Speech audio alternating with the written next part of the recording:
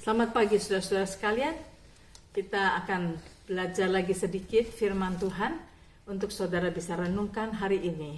Saya harap saudara jangan cuma dengarkan 10 menit saja, tetapi saudara teruskan merenungkannya sampai Roh Kudus memberikan kepada saudara dan memperkaya apa yang Roh Kudus ingin saudara mengerti. Mari pada hari ini, kalau kemarin kita belajar mengenai bagaimana caranya kita mengenali Tuhan melalui firman Tuhan. Nah, sekarang mari kita belajar untuk mengetahui segala taktik yang iblis mau lakukan kepada kita. Sebab kalau kita tidak waspada akan pekerjaan iblis, kita bisa tertipu, saudara. Sebab itu mari kita akan sama-sama lihat sedikit apa yang iblis mau kerjakan kepada kita di dalam hidup kita. Sebagaimana kita ketahui, kita sudah belajar bahwa iblis mau memberikan kepada kita ketakutan. Dengan ketakutan itu dia ingin agar supaya iman kita hilang. Ya, iman adalah percaya kepada apa yang Tuhan katakan. Takut adalah percaya kepada apa yang iblis katakan. Nah, iblis tidak mau kalau kita ini mempelajari firman Tuhan sampai mengerti firman Tuhan. Dia tidak mau. Karena dia tahu semakin kita mengerti banyak akan firman Tuhan, semakin kuat iman kita. Dan kalau semakin kuat iman kita, sangat sulit buat iblis untuk mengalahkan kita. Itulah sebabnya dia tidak mau kalau kita benar-benar mempelajari firman Tuhan sampai mengerti.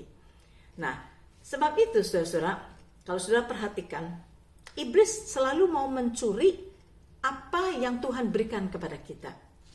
Nah, saudara tahu perumpamaan mengenai seorang penabur. Itu ditulis dalam Markus pasal 4 dan juga ditulis dalam Matius pasal ke-13.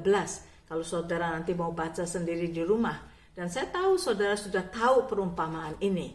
Nah, saya hanya akan lihat sedikit saja, yaitu bahwa dikatakan adalah seorang penabur. Dan dia menaburkan benih. Nah, pada waktu dia menaburkan benih itu jatuh sebagian di pinggir jalan. Sebagian jatuh di tanah yang berbatu-batu, sebagian jatuh di tanah yang bersemak duri, sebagian jatuh di tanah yang subur. Mari kita lihat yang pertama saja. Benih itu ada yang jatuh ke pinggir jalan katanya. Nah, saudara tahu, di pinggir jalan itu tanah yang sudah banyak diinjak-injak orang itu menjadi keras. Sehingga pada saat benih itu jatuh ke pinggir jalan itu di atas tanah yang keras, maka benih itu tidak bisa masuk ke dalam tanah, tidak bisa merembas ke dalam tanah. Ya, karena tanah itu sudah keras. Nah, dalam keadaan seperti itu, burung akan datang langsung memakan benih itu. Nah, saudara-saudara, kita tahu bahwa burung ini adalah menggambarkan iblis. Iblis mau mengambil firman. Benih itu adalah firman. Benih yang Tuhan taburkan ke dalam diri kita. Iblis mau sebisa mungkin mencurinya. Supaya apa? Supaya firman itu tidak akan sempat masuk ke dalam hati dan menjadi iman. Nah, itulah sebabnya kita harus sekarang coba mengadakan evaluasi akan diri kita masing-masing. Pada saat saya percaya saudara setiap hari Minggu pergi ke gereja.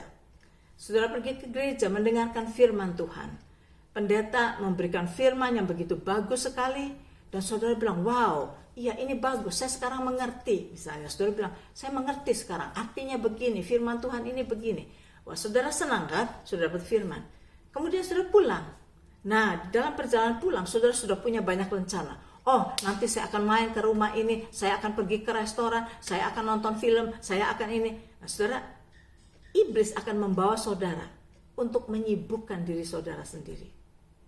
Ya, sesudah pergi bersama dengan teman, makan sama-sama dengan teman, pulang ke rumah, masang TV, kemudian lihat film, dan kita excited dengan film itu, kemudian kita lihat sepak bola, kita lihat apa. Nah, saudara, kemana firman tadi, saudara? Di mana firman yang tadi baru saudara dengar? Saudara, oh ada, saya catat kok semua, saya catat. Bagus, saudara catat. Ya, tapi setelah saudara catat, dan kemana? Ya ada di atas lemari, itu catatannya ada di atas lemari. Oke, jadi firmannya ada di mana? Ada di atas lemari kan? Sedangkan kemana firman itu seharusnya pergi? Firman itu seharusnya kita simpan di dalam hati. Baru itu akan menjadi iman. Tetapi kalau kita tidak menyimpan di dalam hati, karena kita menyibukkan diri kita, karena ini iblis pergi, menyuruh kita melakukan ini, akhirnya kita kehilangan firman itu. Dicuri oleh iblis. Nah, ini yang iblis mau lakukan supaya tidak akan firman itu produce iman di dalam diri kita. Nah, itu yang pertama yang iblis mau lakukan. Nah, kedua, sekarang yang iblis mau lakukan adalah apa? Iblis mau tahu kalau kita mendengarkan firman Tuhan atau membaca firman Tuhan, apakah kita benar-benar mengerti akan firman itu? Dan sekali lagi saya katakan, saudara akan mengerti benar-benar dan percaya kalau saudara mengenal siapa yang menulisnya. Nah, sekarang kalau saudara mendengar firman atau saudara membaca firman, apakah saudara benar-benar mengerti akan firman itu? Sebab kenapa, saudara? Kalau kita tidak benar-benar mengerti akan firman itu, iblis akan tahu dan dia akan datang untuk mencuri firman itu. Dia akan datang untuk menipu kita dengan tipuannya. Nah, mari kita lihat apa yang terjadi dengan Hawa.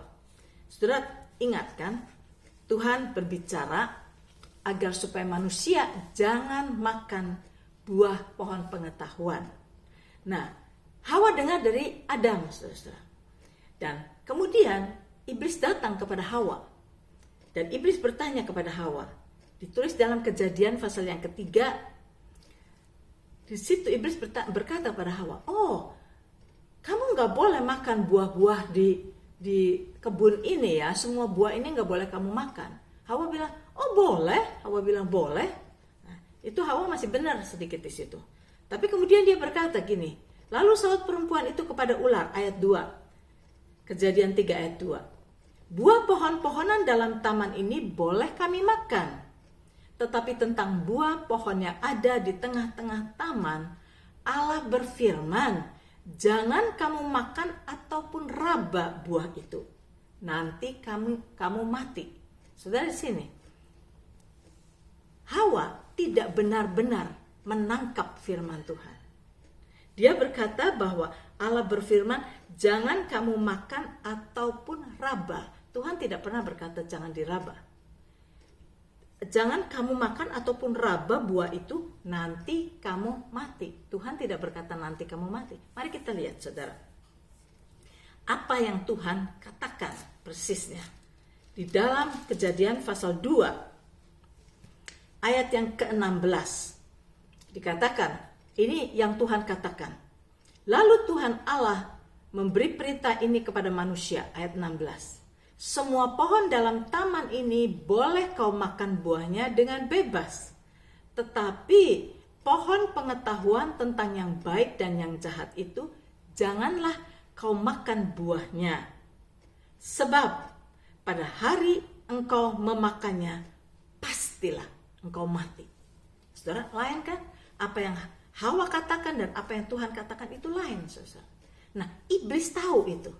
Iblis tahu bahwa Hawa tidak benar-benar menangkap apa yang Tuhan katakan. Jadi Hawa menangkapnya itu, Tuhan memberikan restriction yang sangat besar. Ya, tidak boleh makan, tidak boleh raba. Dan kemudian konsekuensinya tidak terlalu keras. Nanti kamu mati. Nanti itu kapan? Sedangkan Tuhan tidak berkata begitu. Tuhan hanya berkata, jangan engkau makan, sebab pada hari engkau makan, pasti engkau mati. Ya. Jadi dari perkataan Hawa ini yang ditanya oleh iblis, iblis mengetahui bahwa Hawa tidak benar-benar mengerti akan apa yang Tuhan katakan. Nah, karena iblis melihat itu, maka dia datang untuk menipu Hawa. Karena dia tahu Hawa tidak mengerti. Nah, saudara, hati-hati. Sebab itu kemudian iblis bisa menipu Hawa dengan berkata, kamu gak apa-apa makan buah itu juga. Karena you know what? Kalau kamu makan buah itu, maka matamu akan tercelik. Dan kamu akan menjadi seperti Allah. Mengetahui yang baik dan yang jahat. Nah, iblis selalu mau menipu untuk membohongi kita. Membuat kita meragukan kebaikan Tuhan. Dengan berkata bahwa, kamu tahu gak? Secara tidak langsung iblis mau berkata, kamu tahu gak?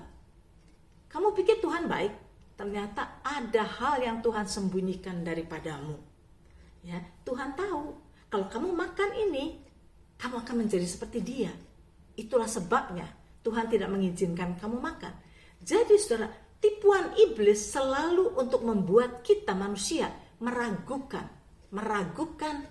keintegritas daripada Tuhan, meragukan kebaikan Tuhan, diragukan. Nah, kita mesti hati-hati saudara.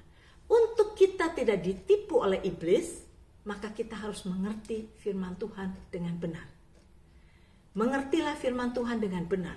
Kalau saudara membaca firman atau mendengarkan firman diterangkan, saudara tidak mengerti, ada question di dalam saudara, tanyakan. Supaya pertanyaan itu terjawab dan saudara bisa mengerti dengan benar.